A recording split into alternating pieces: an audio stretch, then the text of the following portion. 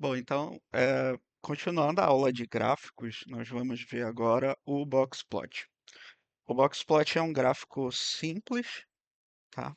Que é esse gráfico que vocês estão vendo aqui. E ele serve para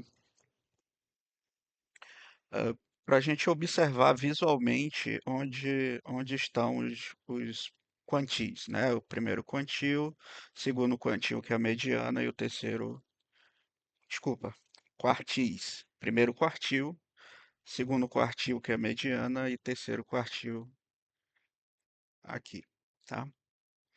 É, olhar esse gráfico é interessante para a gente conseguir detectar aquela questão de simetria, assimetria dos dados, e ele também fornece uma metodologia para a gente identificar potenciais valores extremos ou outliers, tá? Que é através dessa barra aqui que ele cria, é, onde eu tenho é, que a gente chama de limite, esse aqui limite inferior e esse daqui limite superior. É, e tudo que estiver abaixo desse limite inferior é considerado um potencial outlier e tudo que estiver acima também é considerado um potencial outlier. Então ele tem essas duas utilidades para gente, tá? Vou abrir aqui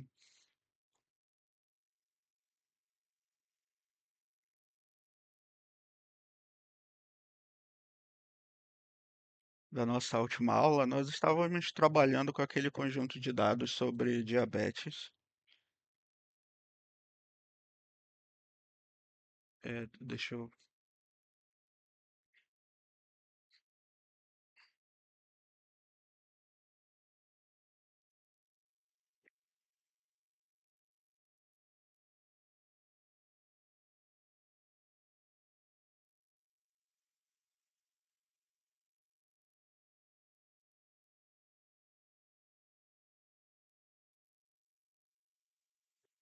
aqui tá melhor porque tá mostrando o nome das variáveis, tá? É,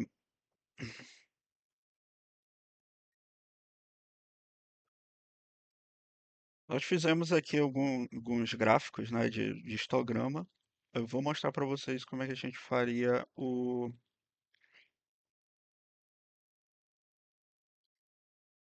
box plot, tá? Só para a gente relembrar aqui, o histograma, ele é esse gráfico que a gente usa para observar, né, como é o comportamento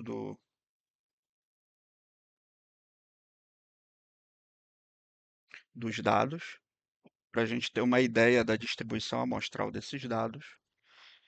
E uma das características que a gente observa são eh,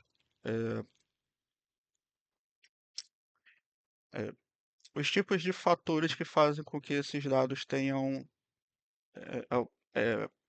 formas conhecidas, como, por exemplo, simetria e assimetria. Nesse caso aqui, desse histograma da glicose, nós temos a assimetria. É, deixa eu lembrar qual é a variável aqui que tem. Eu acho, se eu não me engano, a diastólica tem um comportamento mais.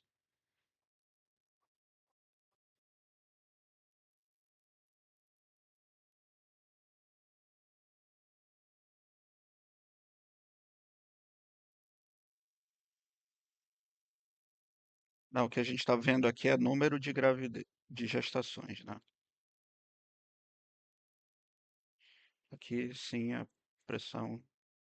Ó, a pressão diastólica ela tem um comportamento assim mais parecido com a normal, tá?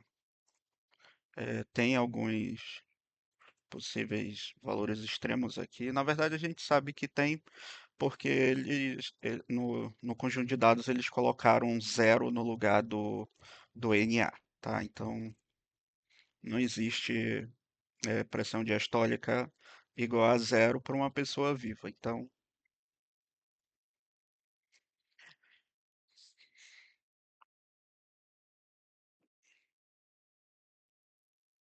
assim, E aí você vê aqui claramente que os dados, né, a distribuição dos dados estimados aqui pelo histograma, se assemelha bastante com uma distribuição simétrica. No caso, a gente está comparando aqui com a curva de uma outra distribuição que ela é simétrica, que é a normal, e você vê que, de fato, ela, ela tem essa característica. Então, essa, identificar essas características como simetria, assimetria, servem para a gente depois determinar qual o tipo de função de uma distribuição de probabilidade que é mais adequada para eu modelar esses dados, tá? Nós fizemos até algumas discussões na aula passada os histo- sobre os histogramas, para determinados tipos de comportamento, nós temos funções diferentes, né? A gente falou aqui sobre a questão de simetria, caudas pesadas para quando a gente tem valores extremos que não são outliers, tá? A gente tem a simetria, esquerda, direita, as distribuições para dados não negativos, que é o caso aqui da pressão diastólica, tá? Quando os meus dados têm comportamento exponencial, ou eu estou trabalhando com alguma variável no intervalo 0,1, que é o caso aqui da beta. E o caso mais eh, geral é quando a gente tem combinação dessas distribuições que a gente acabou vendo aí, para quando os meus dados têm um comportamento de subgrupos, tá? Então, o que a gente observa são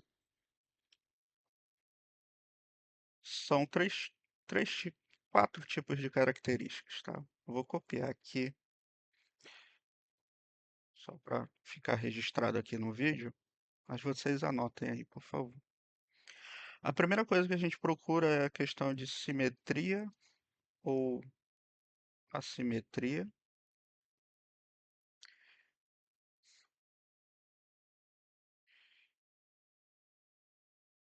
Depois nós procuramos se tem valores discrepantes,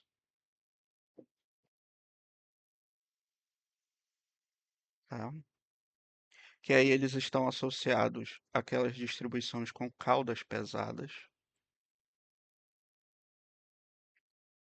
ou seja, distribuições que assumem valores diferentes de zero para esses valores mais distantes. A, a outra, a outra característica é essa que nós estávamos conversando agora, a questão de grupos ou, ou classes, tá? Que era uma coisa que a gente esperava que fosse encontrar aqui nesses dados, tá? Porque eu tenho dois grupos, pessoas com diabetes diagnosticada e pessoas sem diabetes diagnosticadas. E aqui nós temos variáveis que são influenciados por essa condição. Então a gente esperava que ao olhar essas variáveis a gente conseguisse identificar uma diferença entre esses dois grupos, né? Principalmente em relação aqui à glicose, e não parece ser esse o caso. Ó, você vê aqui a distribuição amostral da glicose, é, você não vê, né, essa presença de dois grupos. Ah, e a quarta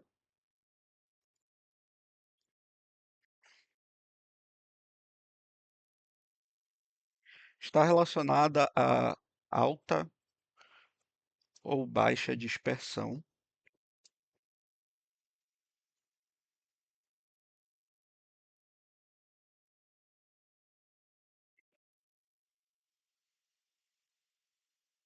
Alta ou baixa dispersão. A alta ela ela está relacionada com uma característica que a gente chama de heterogeneidade, e a baixa dispersão ela está associada a a uma característica que nós chamamos de homogeneidade,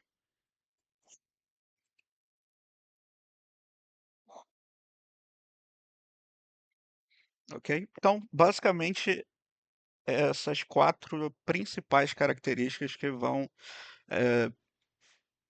nos nortear para um grupo de distribuições de probabilidade que vão ser adequadas para os dados que nós estamos trabalhando, tá? E o Boxplot, ele nos ajuda a identificar duas coisas aqui, a questão de simetria e assimetria e de valores extremos, tá? Então, por exemplo, eu vou continuar aqui com a glicose, então vou, eu vou fazer o seguinte, eu vou colocar dois gráficos, um ao lado do outro, para nós analisarmos. De um lado eu tenho aqui a, o histograma.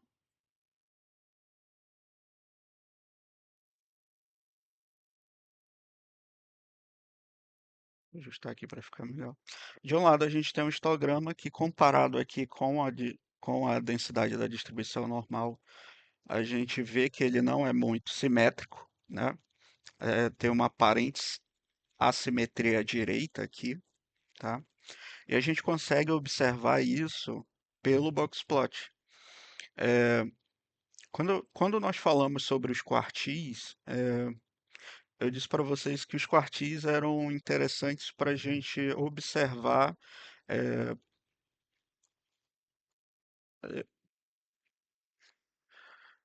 evidências sobre assimetria ou não, né? Ou simetria. E lá, o que que a gente fazia? Pegando aqui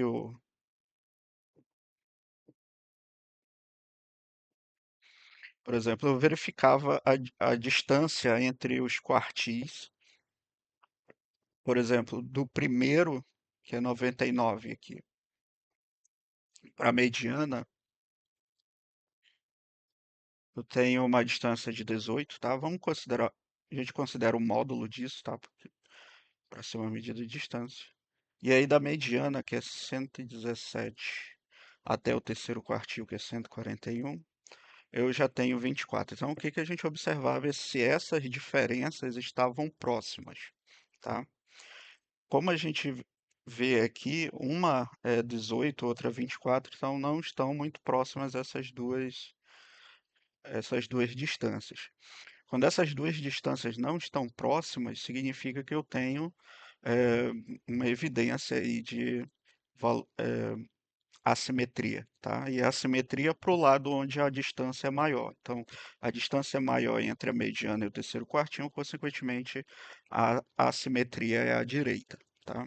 E aí a gente vê isso daqui, essa informação, olha para o gráfico, vê exatamente a mesma coisa. Esse gráfico ele está com uma assimetria à direita. E a gente enxerga essa análise muito mais rápido pelo boxplot. Por quê? A gente olha aqui, essa barra do meio é a mediana. Essa base aqui do retângulo é o primeiro quartil. E essa base superior aqui do retângulo é o terceiro quartil. Então a gente vê que o primeiro quartil está mais próximo da mediana do que o terceiro quartil para a mediana. Então significa que eu tenho uma maior dispersão, né, nesse lado direito aqui, ou seja, os valores têm uma maior variabilidade, eles estão se afastando mais das medidas de tendência central. Então, consequentemente, eu tenho um comportamento, uma dispersão nessa região diferente dessa outra região.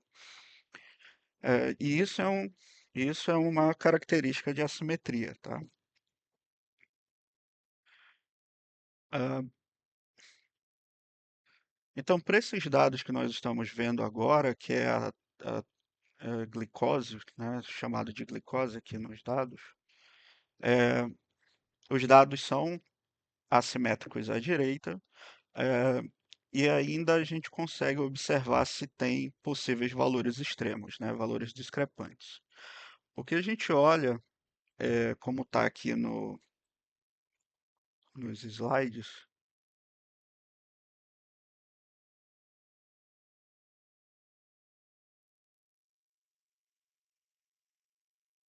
é que o Boxplot tem esses limites aqui, eh, que é um limite inferior e um limite superior, que ele calcula para determinar o que é possível outlier ou não, tá? Eh, mas, mas tem um porém aqui, em relação a essa análise, é que você não deve considerar esses pontos que estão fora dos limites, diretamente como outliers, tá? Outliers são aqueles que a gente remove dos dados. Você não deve considerar isso porque o boxplot é uma métrica, é um recurso gráfico criado sobre a hipótese de que os dados têm distribuição simétrica, tá?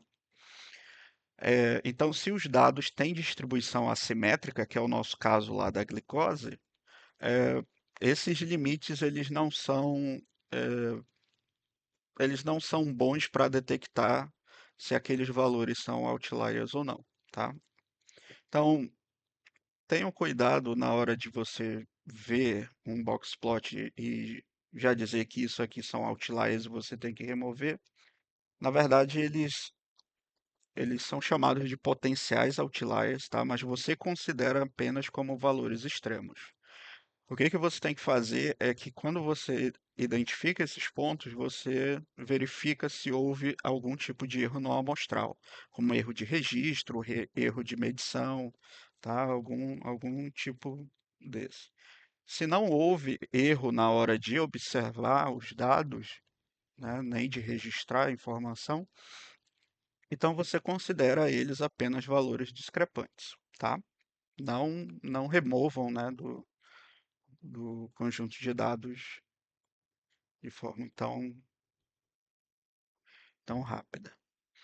Bom, aqui no nosso box plot da glicose não apresenta, né? Esses daqui são o limite superior, aqui onde o mouse está, e aqui embaixo o limite inferior. Então a gente olha aqui e vê que não tem aqueles pontos, então aqui não tem potenciais outliers, tá? Isso é uma coisa boa porque eh, se a gente usar a distribuição normal aqui, que não está muito bem ajustada, mas dá para usar, a gente não teria problemas com os valores extremos, né, de ela não atribuir probabilidade para eles, não atribuir densidade, tá? É, vou pegar aqui uma outra variável, como a pressão diastólica, ver se nela aparece. Ó, aqui aparece. Aqui está bem legal. Aqui a gente vê, deixa eu mostrar primeiro as medidas. Ó, eu tenho o primeiro quartil que é 64,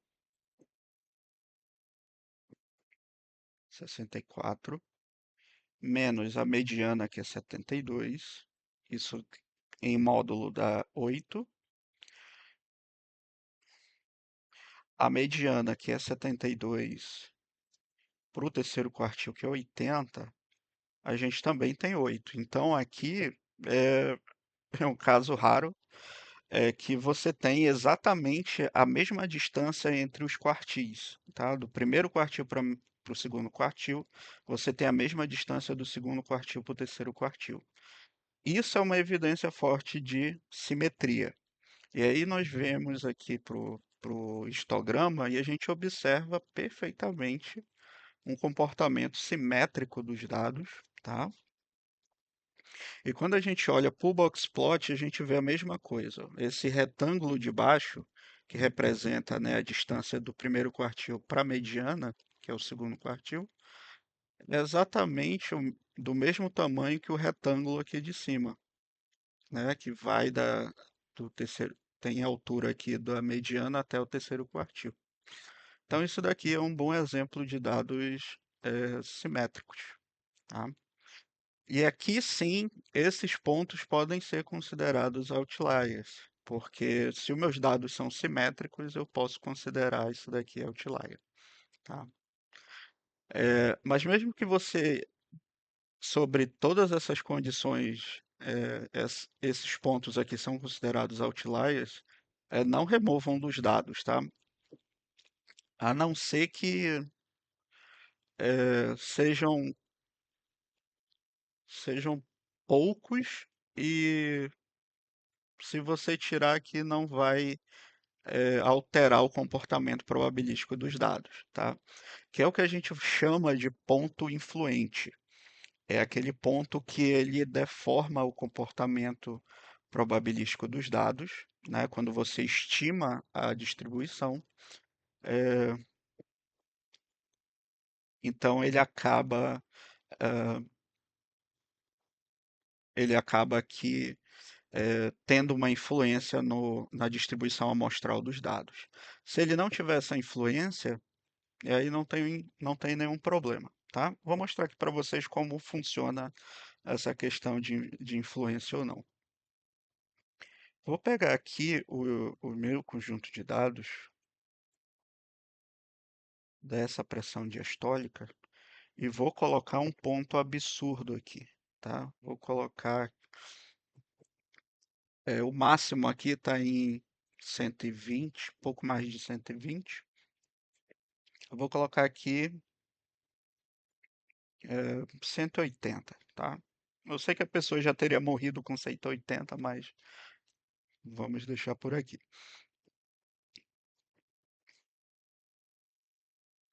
Deixa eu ver se tá, não vai ter problema.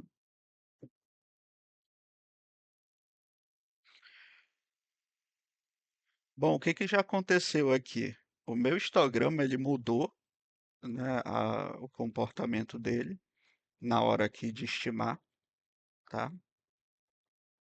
E o boxplot também mudou, não mudou muito, só aumentou aqui porque eu tenho esse valor mais discrepante.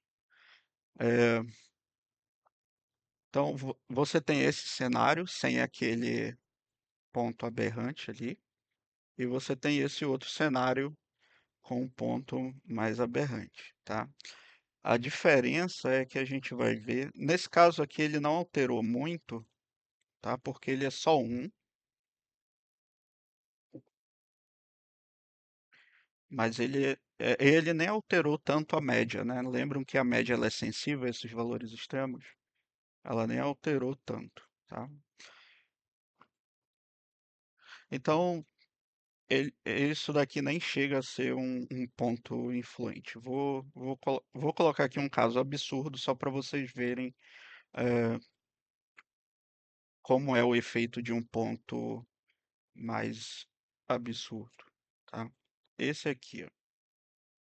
Esse aqui, deixa eu diminuir porque ficou muito feio.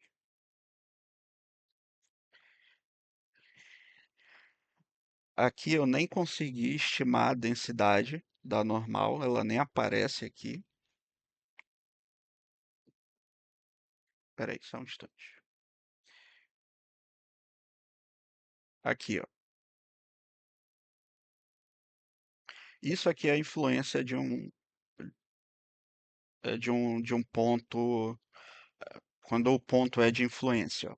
Vocês, é, mesmo que o histograma aqui seja só duas barrinhas, mas essa curva aqui vermelha, ela teria que estar mais centralizada aqui nessa barra, né, maior. Mas vocês veem que ela deu uma leve um leve deslocamento para a direita, ou seja, eu tô deslocando onde essa curva está centralizada, tá?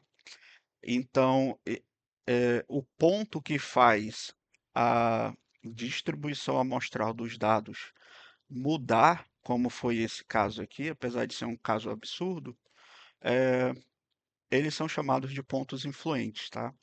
E se o teu outlier não for um ponto influente, você até pode tirar, mas se ele for um ponto influente, como é o caso aqui, você pode retirar, porque ele não vai alterar o comportamento probabilístico dos dados. Que é aquele outro caso, por exemplo, uma pessoa apresentou aqui a pressão diastólica absurda de 180, né? E aí você vê que mesmo assim, tanto com os dados originais quanto com esse valor extremo, então aqui, ó, com esse valor extremo, 180, e sem ele, a distribuição amostral ela continua a mesma, tá? Então, nesse caso, você pode remover esses outliers, tá?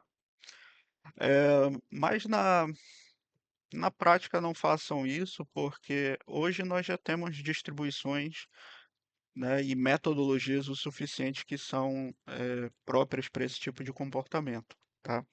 Antigamente, há uns 20 anos atrás, quando eu estudei isso, é, 20 anos atrás é muito, mas por aí, tá? Uns 15 anos atrás, é, a gente removia essas coisas, porque é, a gente só trabalhava com os métodos baseados em distribuição normal. Mas hoje, ali pela década de 2010, em 2015, por ali, saíram vários artigos com distribuições assimétricas e com caudas pesadas, onde a gente consegue usar mais metodologias que antes eram exclusivas para distribuição normal. Hoje a gente consegue usar para esse tipo de, de comportamento nos dados, tá? Então, o Boxplot ele é útil para a gente nesse sentido, ok?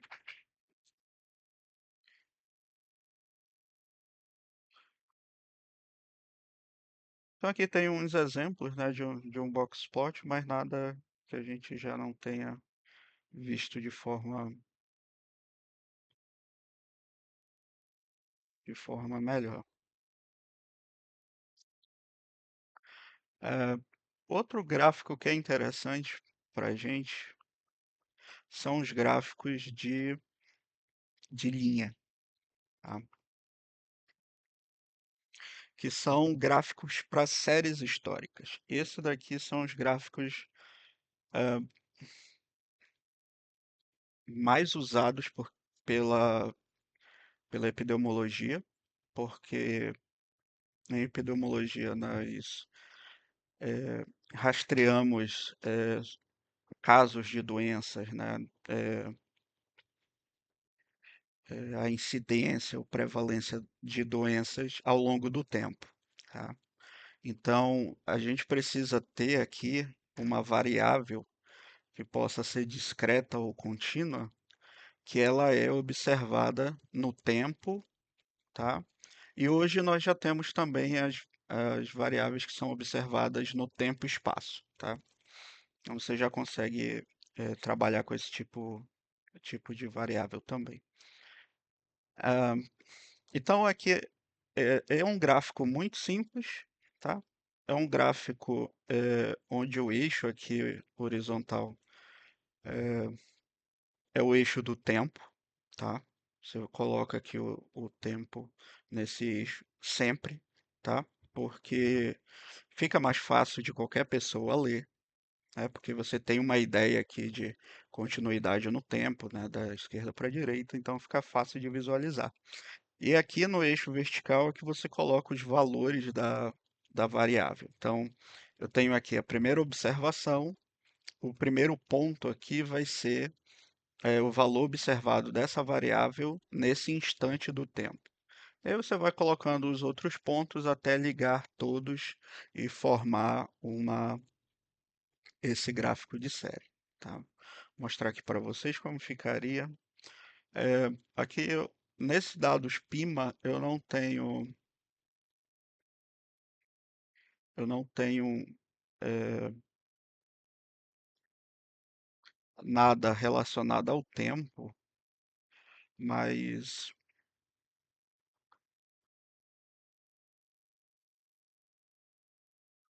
esse conjunto de dados aqui ele tem uma variável que é o número de passageiros é, em milhões e aqui o ano, né? Só que ele está representando o ano como algo, é uma data em decimal aqui, tá? É, então aqui ele tem a variável número de passageiros em milhares, é uma variável observada desde 1949 até 1951, mensal, tá? E aí você consegue criar esse gráfico de série histórica para essa variável.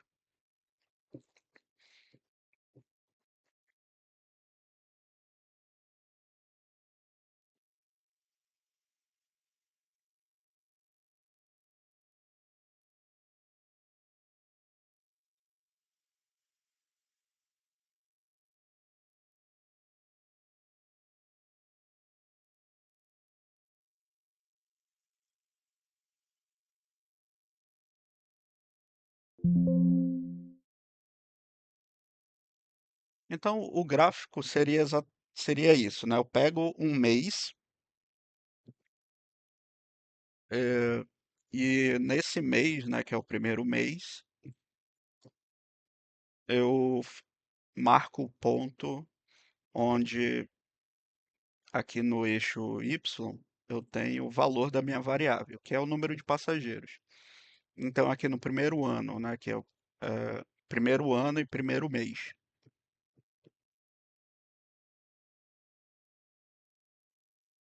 eh, teve aqui 112 mil passageiros, então eu venho aqui no 112 e marco, né, uma bolinha.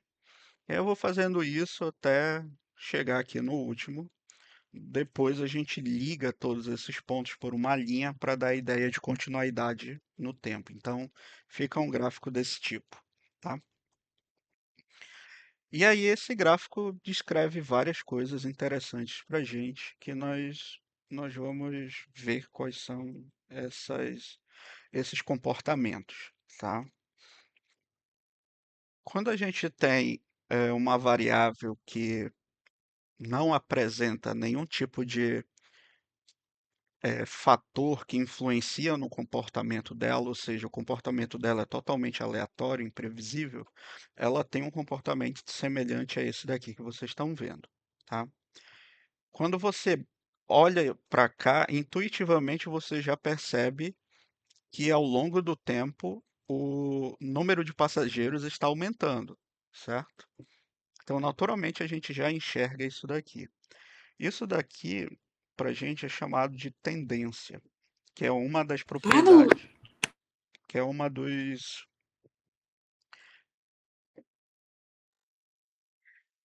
que é uma das propriedades que compõem, né, uma série histórica.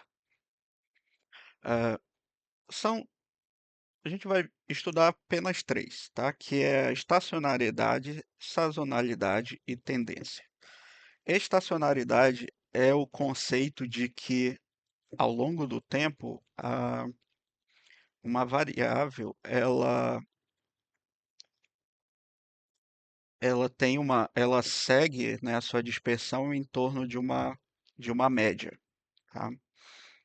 Como, por exemplo, vou pegar aqui os dados anteriores que nós estávamos estudando, que era do PIMA.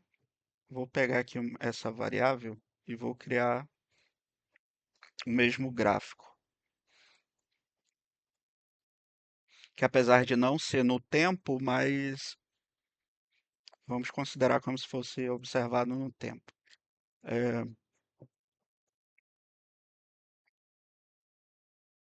Aqui é Z, Type. Então acontece isso daqui, ó.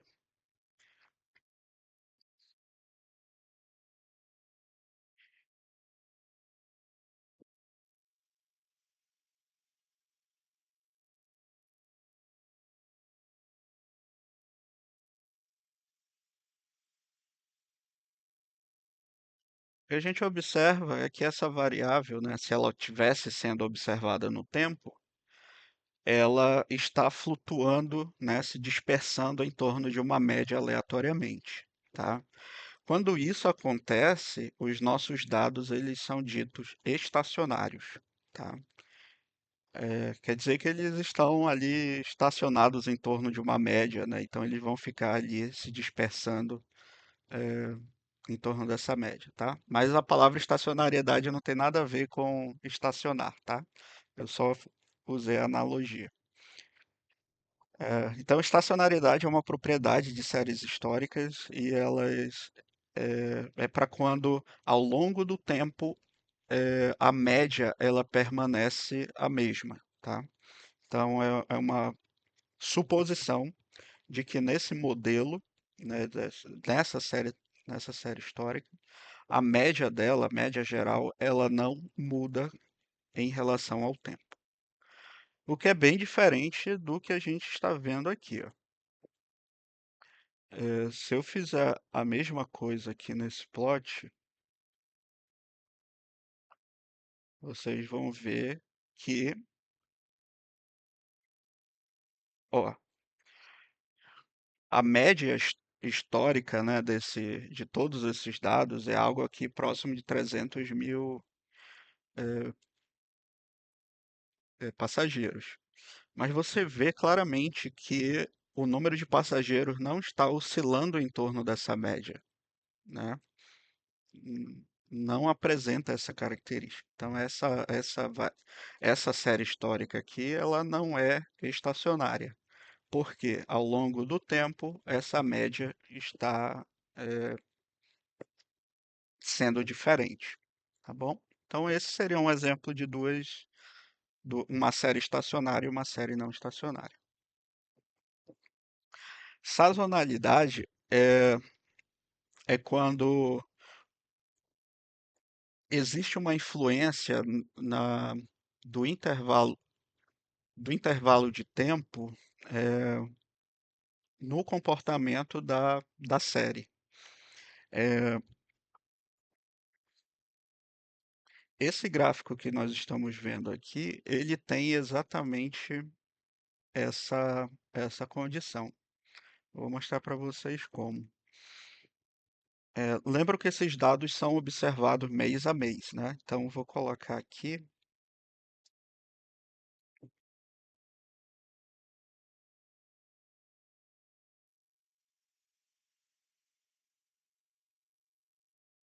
Eu tenho, só um instante, tenho 144 observações,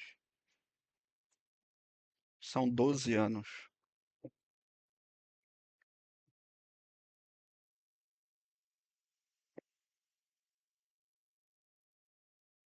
Eu nem preciso fazer isso daqui.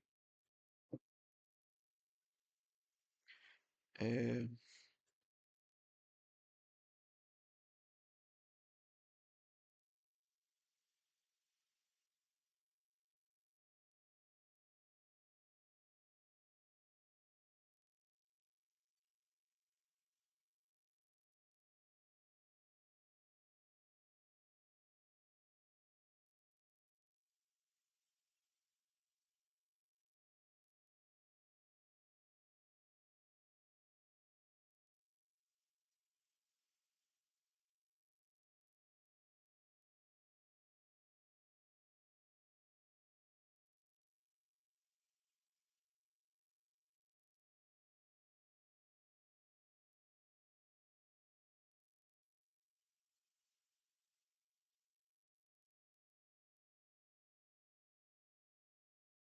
aqui, ó.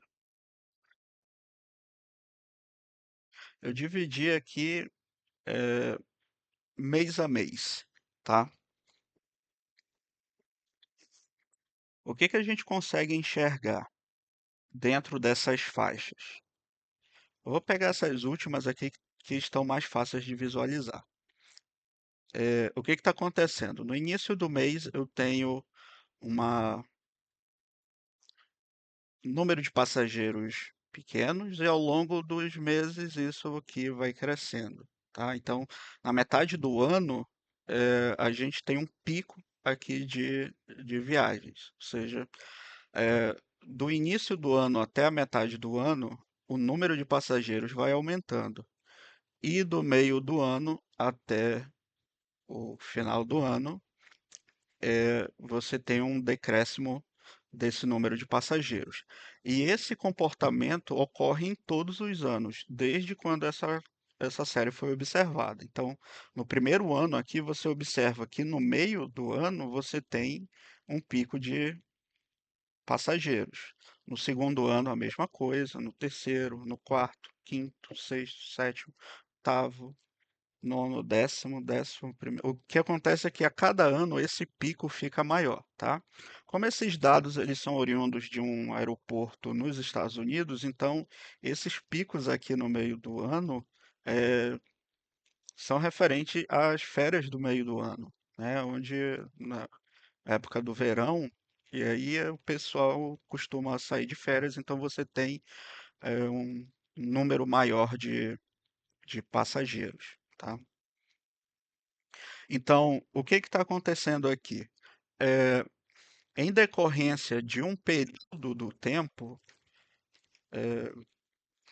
ou de uma estação do tempo, que no caso aqui é o verão, isso está alterando o comportamento, né, dos dados. Quando isso ocorre, e ocorre em uma certa periodicidade, ou seja, você consegue ver ao longo do tempo esse padrão, sempre apresentando a mesma característica. Tá? Sempre no meio do ano tendo maior pico.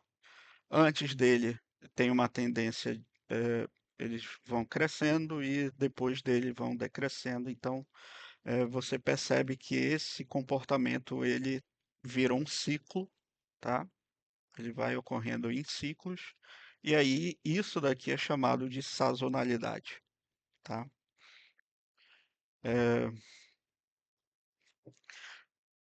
Geralmente, sazonalidade está relacionada com as estações do ano, tá? Ou períodos, por exemplo, de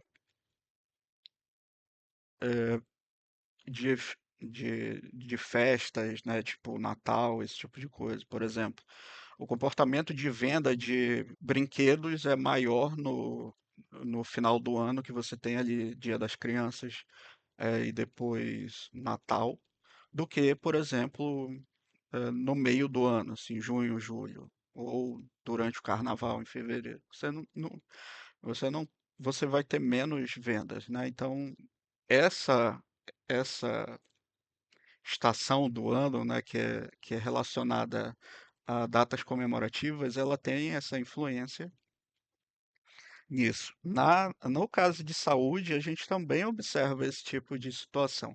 Por exemplo, quando a gente tem doenças tropicais, se a gente olhar para doenças tropicais, essas que são endêmicas daqui da nossa região, por exemplo,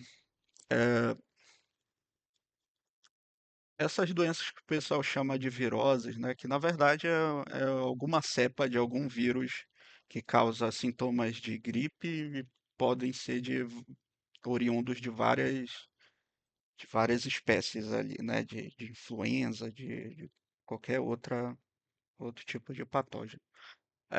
Então você tem um comportamento diferente em relação às estações, por exemplo, que são mais frias e úmidas, né? Que é a época de chuva. Por exemplo, a nossa é essa época que nós estamos agora.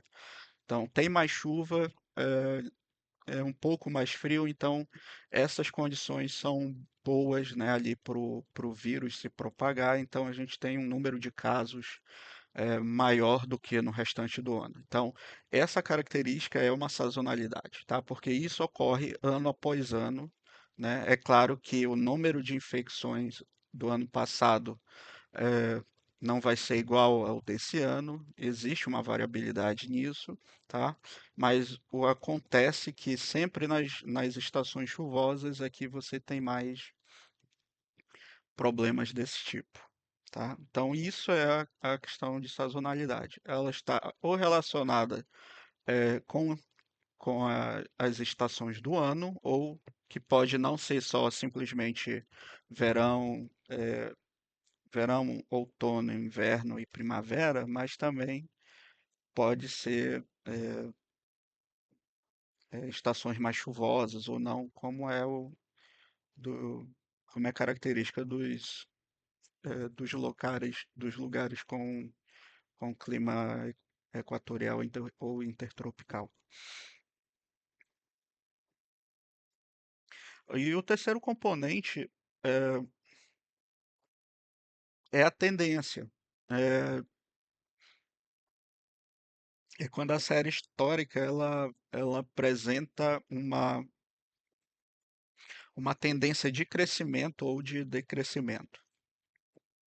Como a gente está observando aqui, ó. Ao longo do tempo, os meus dados estão tendo uma tendência de crescimento, né? Mesmo que fora do período de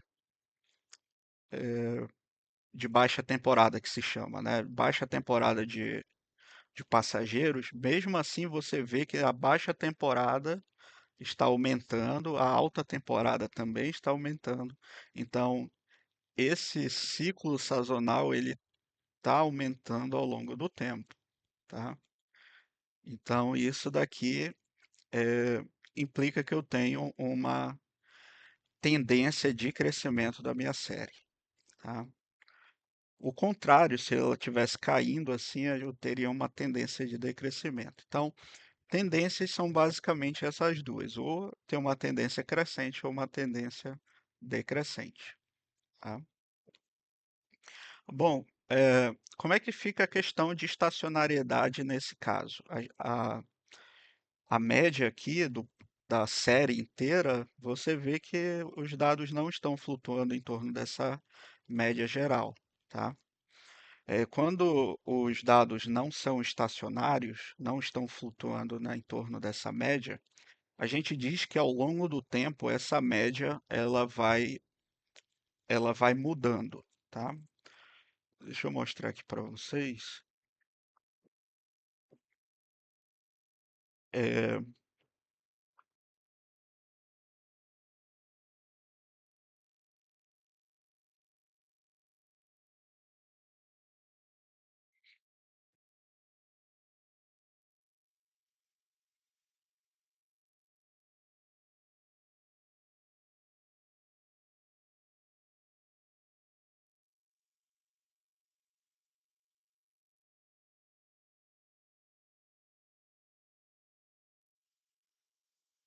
como a nossa, como a nossa série tem essa sazonalidade de ano em ano, né, relacionada ao período de alta temporada de viagens, é, ela está sendo influenciada aí pelos meses do ano, então eu vou calcular a média ano a ano dessas, dessas, dessa série, tá? Então eu vou pegar aqui e calcular a média, hum, não para todo o conjunto de dados. Vou pegar apenas o primeiro ano.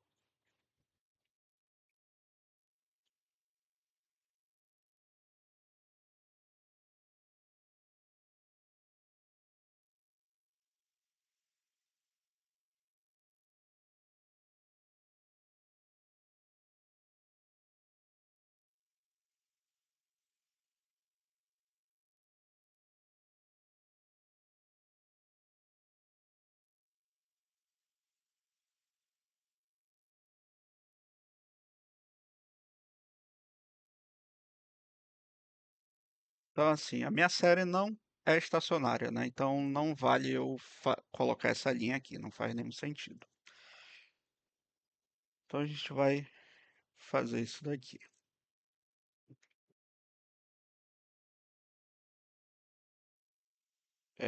Calma que ficou muito bagunçado. É, deixa eu pausar aqui. Bom, então aqui eu estou considerando um intervalo sazonal,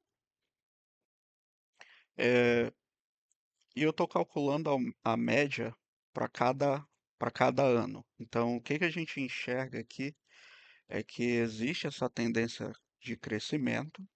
Essas linhas vermelhas é a média anual, então a gente vê que ao longo do ano ela é estacionária naquele ano, só que a estacionariedade só que essa média ela vai mudando conforme o ano, né? Ela vai aumentando. Então significa que essa média ela está se movendo ao longo do ano.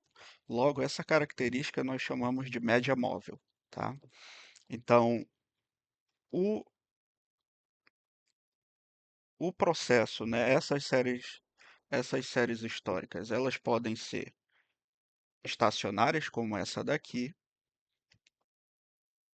ou elas podem ser de média móvel, como essa, tá? Então, a única diferença é que a primeira, a média fica a mesma ao longo do tempo. A média móvel é que ela muda ao longo do tempo, tá?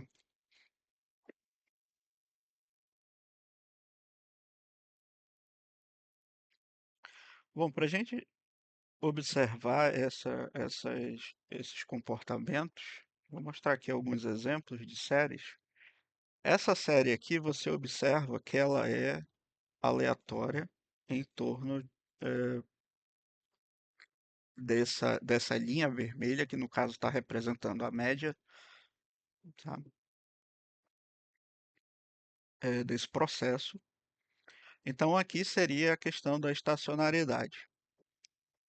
A minha variável, ela está se dispersando em torno de uma média, e essa média é inalterável, né, ela não se altera, em relação ao tempo, tá? Isso é questão de estacionariedade.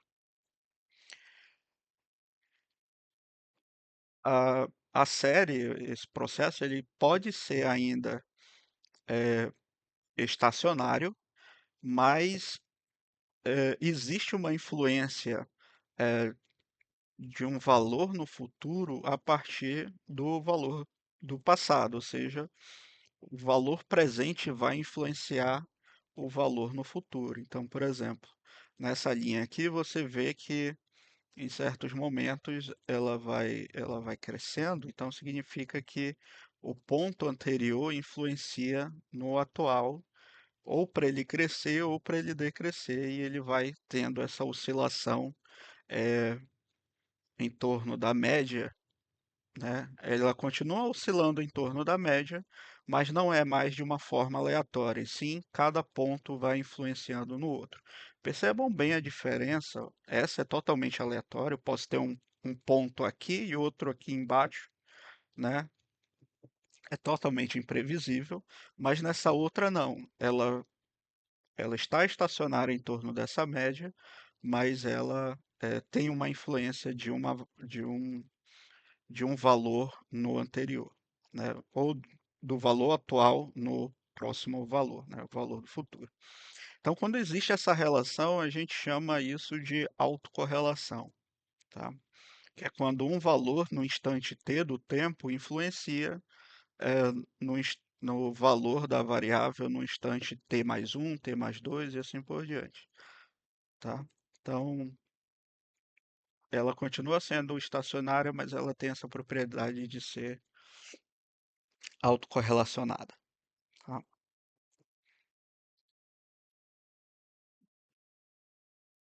Aqui é um exemplo de uma série não estacionária, ou seja, você vê que os dados não estão se dispersando em torno da média geral,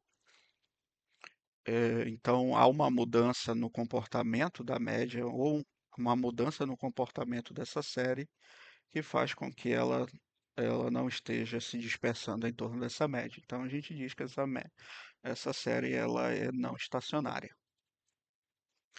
E sazonal, como a gente já comentou, em ciclos do tempo, né, esses ciclos têm que ser tamanhos semelhantes, eles têm que ser, eh, eles têm que ser comuns, né? Eles vão se repetindo sempre nesse mesmo intervalo do tempo. Quando isso ocorre, a gente chama de sazonalidade, tá? Então aqui a gente até tem uma série que parece estacionar em torno de uma média geral, mas o que na verdade está acontecendo é que ao longo do tempo, essa média ela está se dispersando em torno, eh,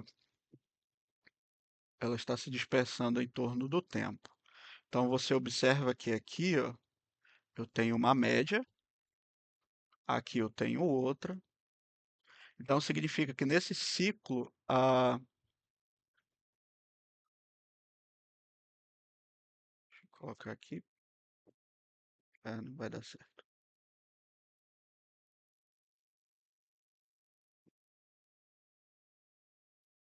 O que a gente está observando aqui é que em ciclos do tempo, você tem uma média aqui embaixo e você, em um outro ciclo do tempo, você tem uma média aqui em cima, tá? Então, o que está acontecendo? A sazonalidade está causando uma mudança de média, né? Uma média móvel. Então, você tem algo aqui, é,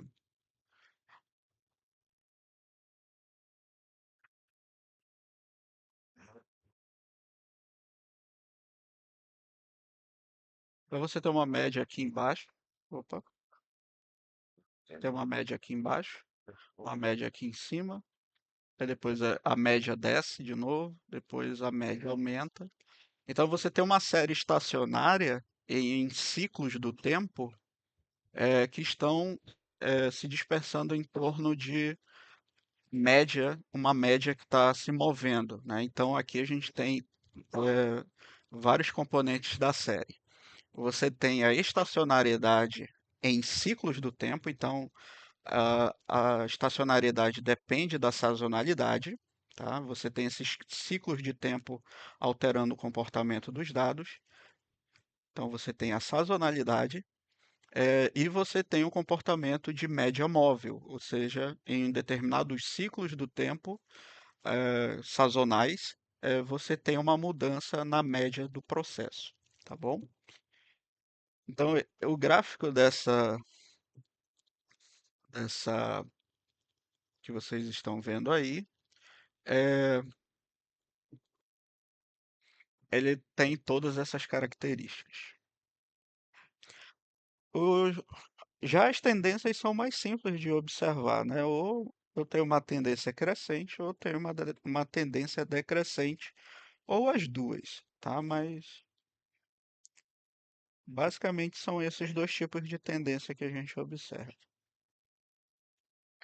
É, quando acontece uma mudança na tendência dos dados de forma brusca, como vocês estão vendo aqui, nesse intervalo de tempo aqui, há uma queda, né, do tempo t até o t mais um aqui embaixo. Quando ocorre essa queda brusca do valor, é, geralmente é a influência de um fator externo, tá? Nesse gráfico aqui, ele está ilustrando a densidade de uma praga agrícola, tá? Então você vê que ao longo do tempo essa praga ela vai aumentando a densidade populacional dela, ou seja, ela vai tendo mais, a população vai ficando maior, mas chega num ponto em que ocorre algum tipo de controle, como um inseticida ou qualquer outro método contra esse tipo de praga, tá? Não necessariamente a praga precisa ser inseto, pode ser aves, pode ser fungo, pode ser várias coisas. E aí há um controle disso daí, então tem uma queda na densidade populacional, e aí você observa que a- ele continua tendo eh, o mesmo padrão, né, de crescimento, essa mesma tendência, mas sempre há uma intervenção.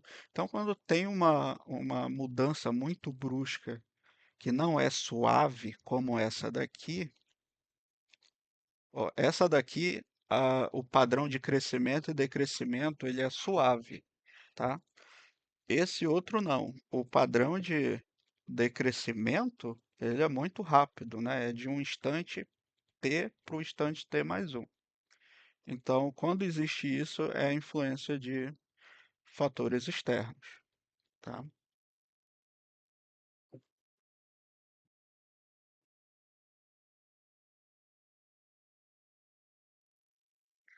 E por fim, os nossos amigos aqui, os outliers, os valores discrepantes, eles aparecem. Então, eu tenho essa série que ela é estacionária em torno dessa média, e essa média está aqui embaixo, né, próximo do 40, mas você tem esses dois valores que eh, eles são atípicos, né? Em todas essas observações, eu só tive dois valores atípicos, né, numa amostra de tamanho de 120. Quando esses valores ocorrem, que eles são extremos e são atípicos, aí a gente chama de valores discrepantes ou outliers, tá? Então, assim, todas essas componentes podem estar numa série, numa única série. Então, só para a gente resumir, uma série histórica,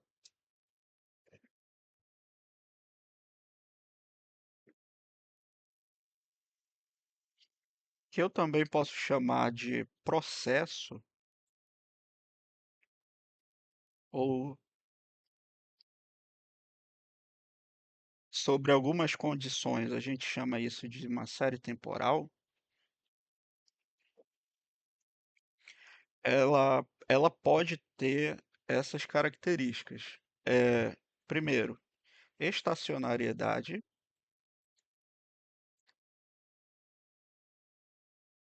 ou não.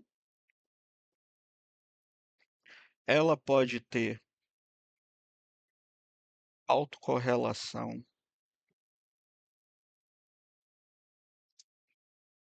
ou não, ou ser aleatória, totalmente aleatória.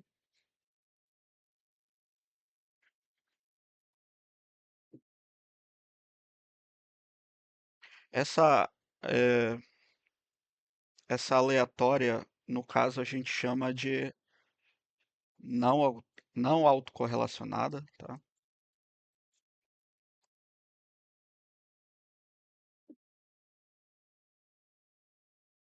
Os dados, ah, os valores observados são não autocorrelacionados em relação ao tempo.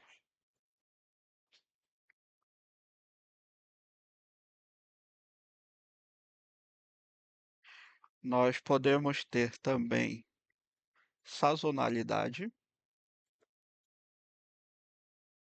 ou não.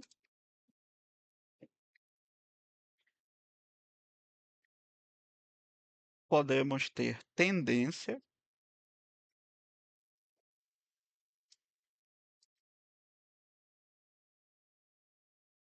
aqui no caso, tendência crescente ou decrescente,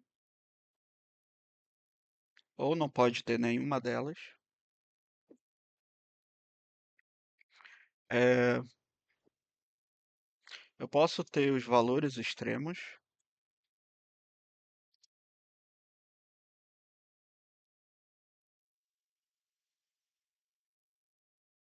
os nossos outliers, e eu posso ter influência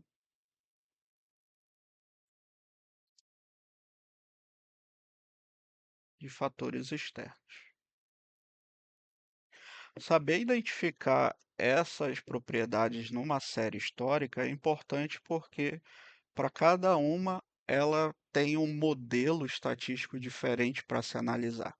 Por exemplo, se eu tenho uma série estacionária autocorrelacionada, a gente usa um modelo chamado AR. que é chamado de modelo autorregressivo. Quando a gente tem eh, uma mudança nessa estacionariedade, ou seja, a média ela se move ao longo do tempo, a gente tem um modelo chamado de média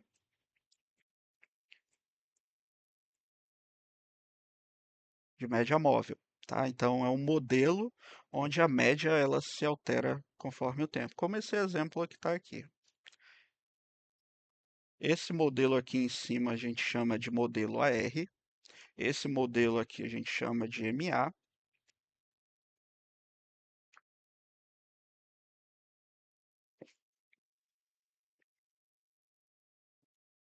É, eu posso ter na minha série, se a minha série ela for autocorrelacionada, ela tiver autocorrelação e, ao mesmo tempo, esse comportamento de média móvel, que é o caso dessa série aqui, tá? Mas também outra série que nós vimos aqui, que tem esse comportamento, é,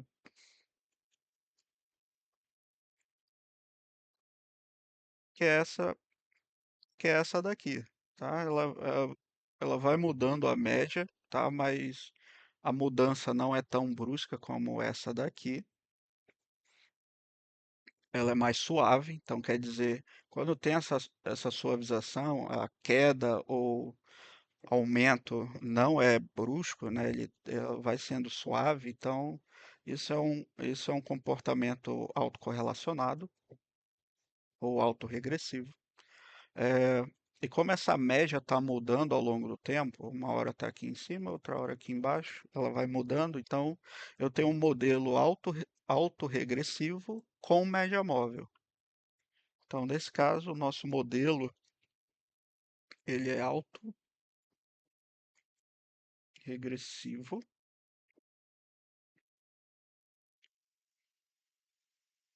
com média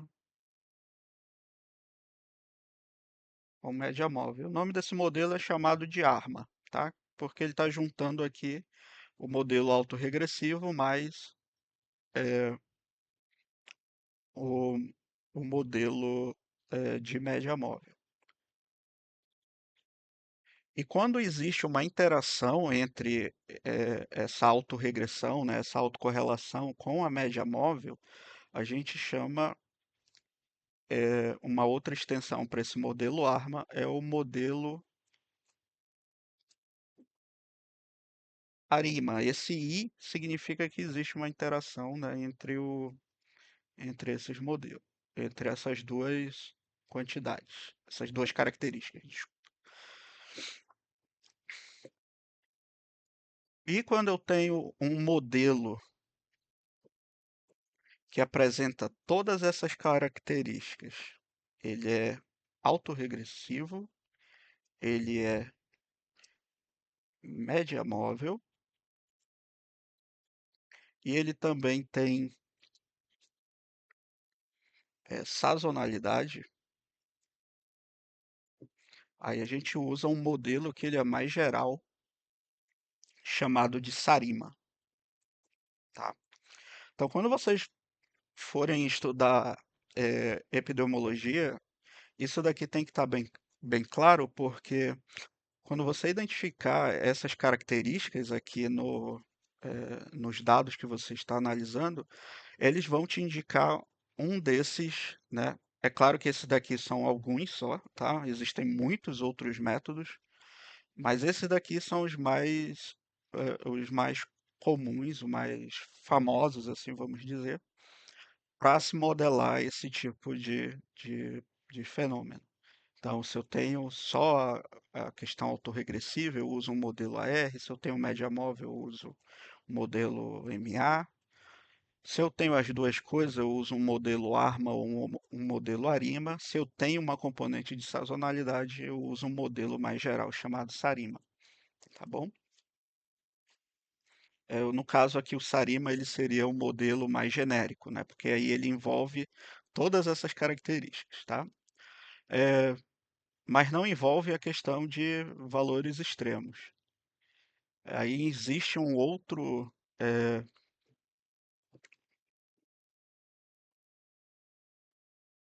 outro tipo de modelo,